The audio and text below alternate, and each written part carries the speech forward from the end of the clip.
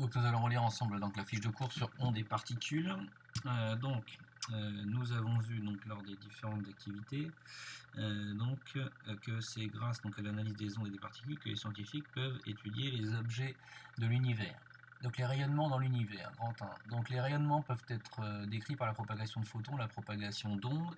Donc cette dualité avec le photon ou l'onde, nous reverrons ça dans la prochaine séquence.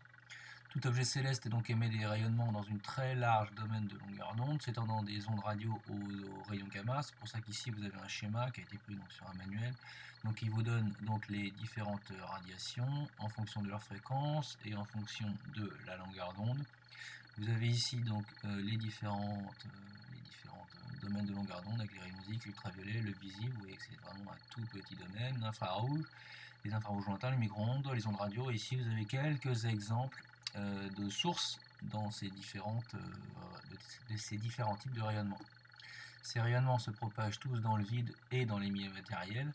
La plupart d'entre eux interagissent avec la matière, notamment avec l'atmosphère, donc entre autres grâce au phénomène d'absorption qui rend parfois certaines radiations invisibles depuis la Terre. C'est pour ça que, comme nous l'avons vu dans une activité, il fallait parfois mettre des radiotélescopes pour les ondes dans la matière. Donc une onde mécanique est le phénomène de propagation d'une perturbation dans un milieu matériel, donc avec de la matière, sans transport de matière, mais avec transport d'énergie. Donc faites bien attention, une onde mécanique a besoin d'un milieu matériel, mais il n'y a pas de transport de matière à grande distance. Rappelez-vous l'image que nous avons vue dans une activité, qui est l'image d'une vague avec un bateau. Donc le bateau monte et descend verticalement, mais il ne se propage pas avec la vague.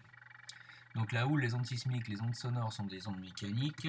Lors de sa propagation, une onde mécanique peut avoir des effets importants, donc nous avons vu. Elle se déplace, donc il y a forcément une énergie cinétique au moins. Donc cette énergie cinétique avec des amplitudes de déformation qui sont importantes peuvent ajouter une énergie potentielle, une énergie cinétique dans le sens de la direction. Et donc tout ça donne une énergie mécanique qui peut être très intense.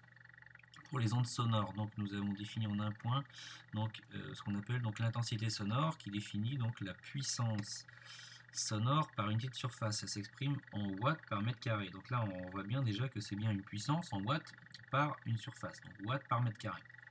Donc la gamme d'intensité sonore perçue par l'oreille humaine étant très entendue, on introduit donc ce qu'on appelle le niveau sonore, le niveau d'intensité sonore, qui permet de comparer sur une échelle cette fois-ci logarithmique l'intensité du son à une intensité de référence.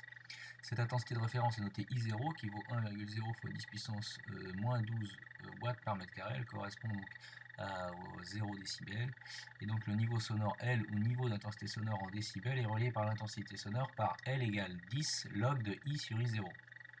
Donc tout de suite, ces deux formules-là, si je remets un fond à peu près correct, donc nous avons les deux formules que vous devez retenir.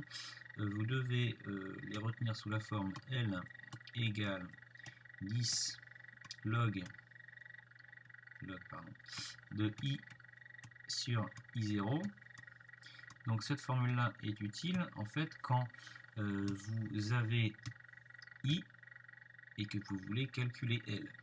Si vous voulez faire l'inverse, si vous avez L et que vous voulez calculer I, la formule associée donc, est le passage des logs. Donc, nous l'avons vu dans une activité, mais étant donné que nous sommes en début de terminale, il est parfois difficile pour vous de passer de l'un à l'autre. La formule associée est donc la suivante: I égale I0 fois 10 puissance L sur 10. Donc dans ce cas-là, cette formule-là, nous voyons que en fait, nous avons L, et c'est pour calculer I. Donc si vous avez un I, une intensité sonore, et que vous voulez L, vous utiliserez cette formule-là. Et si vous avez un niveau d'intensité sonore L et que vous voulez calculer l'intensité sonore, vous prendrez cette deuxième formule-là. Mais ce sont exactement les mêmes formules, c'est deux manières de l'exprimer. Donc ensuite, si nous retournons à notre fiche de cours, donc ici vous avez cette formule-là, donc bien sûr vous devez connaître. Et donc vous avez fait normalement un DM sur les détecteurs d'ondes et de particules, et vous avez vu qu'il était parfois intéressant de... donc là c'est pour l'extraire et exploiter d'informations donc sur les sismographes et sismomètres qui détectaient les séismes. Mais il y a plein d'autres détecteurs de particules. Donc voilà donc pour cette première fiche de cours.